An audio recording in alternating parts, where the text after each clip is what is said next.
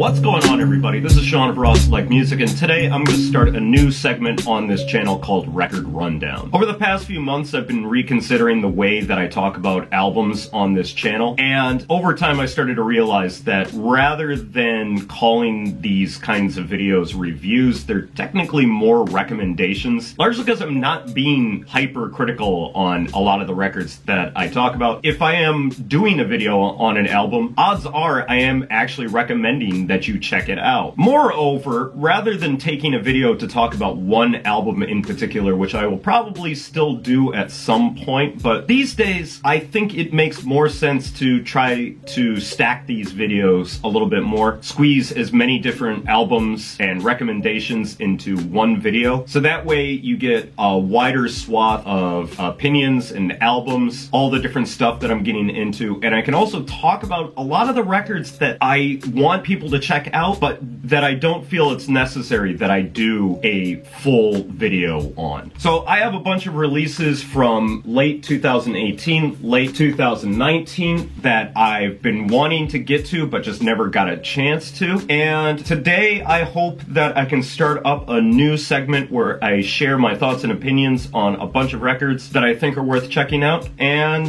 hopefully can give you the most bang for your buck. So if you like this sort of direction, let me know in the comments. Let me know by giving this video a thumbs up, and yeah, hopefully you enjoy this new direction with this channel. And today, I want to kick this segment off with this record right here.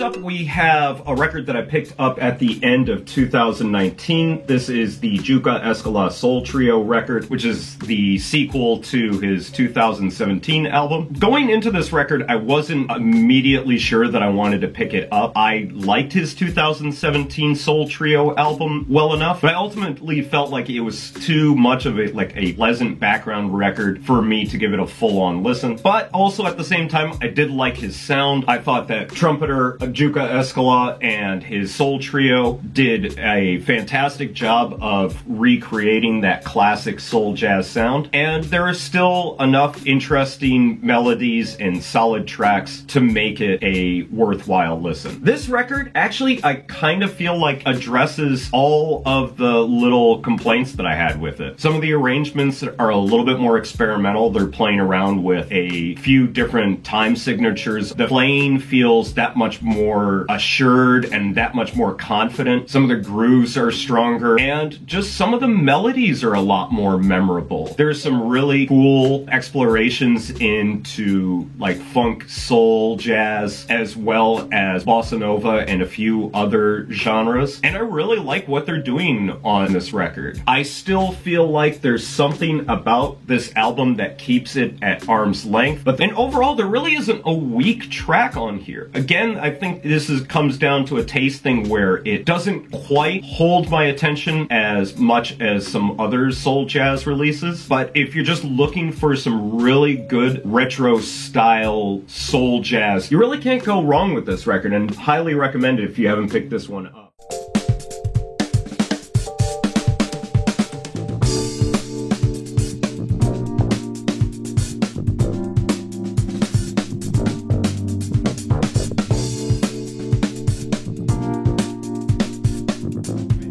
Record that I really wanted to talk about, but I just ran out of time at the end of the year, and that's S3A's Pages, released on Dirt Crew Records. I really liked the first track that I heard from here. That was Greed, which had this really nice blend of light jazz elements and live instrumentation with sort of a dance floor setting behind it. And from what I got from this project, he delivered the goods. The live instrumentation tracks on here really aren't all that flashy, but what the tracks on here lack in any sort of flash, they have in groove. Even some of the live band tracks still feel like they could be used in a club setting. And the more straightforward deep house tracks on here are just as fantastic. And there really isn't a bad track on here. The deep house tracks I really enjoy. They work just as well from a listening perspective due to some interesting sample choices and just an overall energy, as well as there just being some really nice soulful moments on here. He uses a lot of disco and soul samples, and I really like the sound that he has going on here. There's really not anything completely mind-blowing on here, but even that being said, I walked away from this record wonderfully surprised, and definitely recommend if you're looking for a little bit of deep house with some excursions into live band interpretations of a genre that's usually much more sequenced. Definitely recommend that you give this guy a listen. S3A's Pages, definitely a late year highlight for me.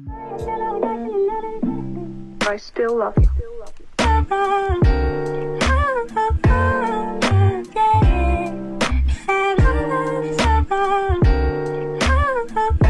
Yet another album from 2019 that I wanted to talk about that I didn't get a chance to. We have Illmore's Pure EP released on Chili Source Records in Japan. I was really looking forward to hearing a different instrumental Japanese hip-hop project, and when I stumbled across this on Jet Set, I really wanted to pick it up, and going from one of the tracks on here, Amie, I really liked, I decided that I wanted to check out the rest of this album. Amie has this really cool guitar loop and sped up vocal sample that immediately stuck out to me, and I really liked the sound that he was going for on that track. So I wanted to hear what he had in store on the rest of the album, and I was pleasantly surprised. I really liked a lot of the stuff that I heard from this album. It's very chill, somewhat sample oriented, but also at the same time there's a lot of synth sounds to it. And the one thing that I will complain about this is that a lot of the drums on here sound like they're all kind of coming from the same source, and it does tend to make the record a little monotonous in spaces, and due to the fact that a lot of the tracks on here really seem to come with the same sort of chilled out music for studying-esque atmosphere, not full on, but still just uncomfortably riding the line between that and some straight up hip-hop instrumental bangers. This album does a pretty good job. I do enjoy listening to it. I wish there was just a little bit more variety in mood and a little bit more variety in drums, but overall it's a solid project and worth giving a listen to if you're looking to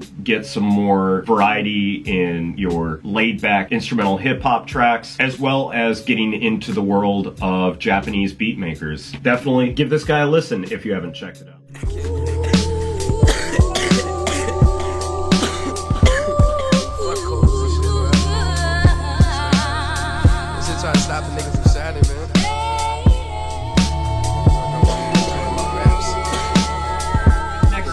We have Fly Anakin, the grand scheme of things, reissued on Street Corner Music in 2019, but originally released in 2016. I dig this album well enough. It hasn't really stuck with me since I've picked it up, but I do find that Fly Anakin's rapping on here is very solid. It has some amazing flow, which, as I stated before, does remind me a lot of the forcefulness of AZ, but I mainly love this record because of the production, with choice producers like Foisy, Oblev, and Fly Anakin himself. I think there's a nice balance of sort of the newer style of beat makers, as well as a few straight up old school sounding boom bap tracks on here. The production on here is definitely the highlight. I do like, as I said, Fly Anakin's flow over a lot of these tracks, and I think he's a skilled rapper, but ultimately at the end of the day there is something about this record that just keeps it from making me want to go back to it and listen to it more. It's not a bad record by any stretch of the imagination. I definitely recommend that you give it a listen, but I am not as enthralled with this record as other people are. I would recommend that you get this Street Corner Music reissue. As I said, the instrumentals on here are the highlight, and the flip side of this EP, one side contains all the vocals on it, and on the other side you have all the instrumentals, and the instrumentals to me are the reason to pick this guy up. So if you haven't listened to this Street Corner Music reissue, you might want to grab this because some of the instrumentals on here are definitely worth a listen.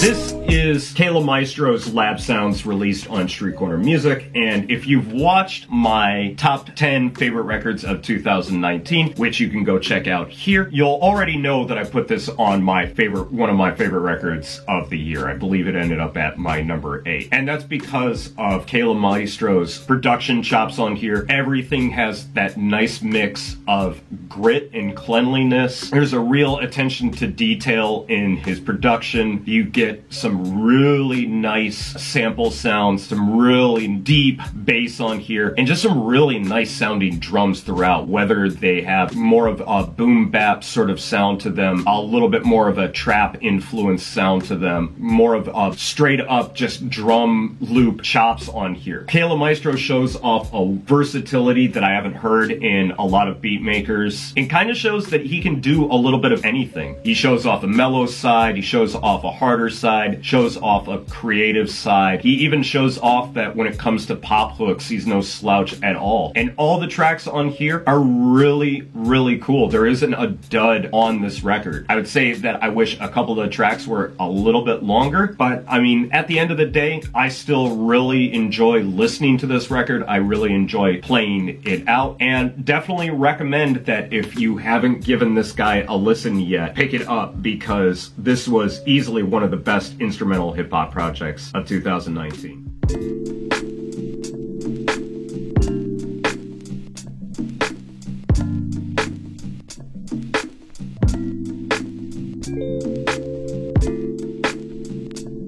Not least, we have probably one of the most disappointing records that I picked up in 2018, and that has to be Suff Daddy's contribution to the Baker's Dozen series on Fat Beats. This record is easily the least essential Suff Daddy project that I've heard to date. A lot of the beats on here just feel unfinished. They just lack any sort of direction. They're really moody. They're really sort of dour. They don't really have any energy. They don't have a lot of the snap, the creativity, the playfulness that he's exuded on his own albums, like on his classic Suff Sells or his collaborative EP with Taku, the Brick and Mortar, as well as his collaborative project with Betty Ford Boys. None of the magic is really present on this record. There's a little bit of snap. There are some moments that kind of redeem this project, but ultimately, at the end of the day, this is one record that out of all of the records that I picked up over the last year or so, I could have skipped out on and probably wouldn't have missed anything. And it really, really hurts me to say this as a giant fan of Suff Daddy and his music. This record just really doesn't do anything for me. The one saving grace I will give this record is this guy right here. This little flexi disc 7-inch that comes with the record is actually one of the best songs on this project, and I really kind of wish that it was included on the record because it is kind of a pain to actually play this out. But even having this nice little collectible right here, it still doesn't make up for the fact that this is easily the weakest project from Suff Daddy yet. And while I won't exactly say that it's a terrible record, it's definitely the least recommended of all the records that I've talked about. If you ever run across this, I don't know, maybe buy it if it's cheap or listen to it on Bandcamp. But yeah, you might want to give this one a pass. So that's going to be it for me today, guys. Thanks as always for watching. If you've checked out any of the records that I talked about in this video, please let me know what you thought about them down in the comments. Also, if you like this new style of video, let me know what you think about it as well down in the comments. And if you do enjoy this style of video more than the way that I was doing reviews in the past, let me know either in the comments or give this video a thumbs up so that way I know I should continue doing more videos in this vein. If you want to hear any of these records for yourselves, please head over to my WordPress or Steemit blogs, because that's where I'll be posting music links to any of the records that I talk about on this channel, as well as please head over to my Mixcloud. There you can check out Raw Select Radio, where I will play records such as the records that I talk about in these videos, as well as records that I don't get a chance to talk about on this channel. And while I haven't quite decided which platform I am going to use, I will start live streaming in the near future, so definitely be on the lookout. I will give you updates either through my Facebook or Twitter or Instagram and let you know where I will be streaming, and hopefully I'll be setting up a schedule so I can hold myself to that particular time of when I will be playing, so you can check that out as well. Links to everything, as always, down in the description. But that's going to be it for me today, guys. Thanks as always for watching, and I will catch you in the next video. So until then, peace out!